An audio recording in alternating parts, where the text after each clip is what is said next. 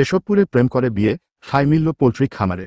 Desk রিপোর্টে দেখুন বিস্তারিত। যশোরের কেশবপুর উপজেলার হাসানপুর গ্রামে প্রেমের সম্পর্কের পরিণতিতে বিয়ে করলেও নববধূর ঠাঁই হয়নি স্বামীর বাড়িতে। জানা গেছে, হাসানপুর গ্রামের ফজলুর রহমানের ছেলে আশিকুর রহমান একই গ্রামের ফারুকুজ্জামানের মেয়ের সঙ্গে দীর্ঘদিন প্রেমের সম্পর্কে জড়িত ছিলেন।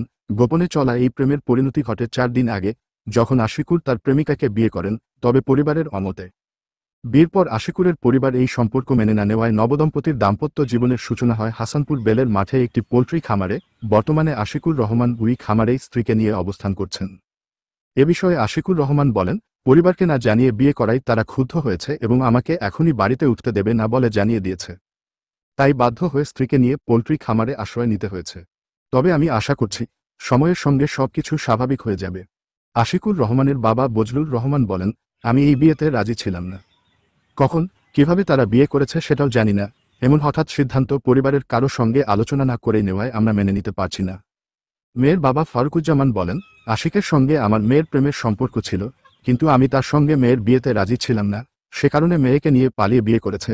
তবে আমার মেয়ে যে পোল্ট্রি খামারে বসবাস করছে, তা খুবই দুঃখজনক।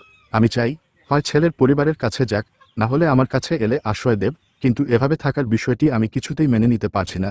স্থানীয়দের কেউ কেউ বিষয়টিকে প্রেমের জয় হিসেবে দেখলেও অনেকেই একে পারিবারিক অস্থিরতার পরিণতি হিসেবে বিবেচনা করছেন। সে আমার মেয়ের সাথে সম্পর্ক করি, আমার মেয়ে নিয়ে চলে গেছে। চলে যাওয়ার পরে সেখানে বিয়ে শাদী করে পোল্ট্রি খামারে থাকতেছে। এবার সেটা আমার জন্যই খুব দুঃখজনক।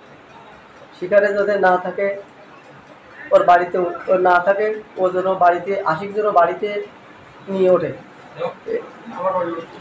আর যদি না হয়, সে বেলায় আমার বাড়ি এসে থাকুক।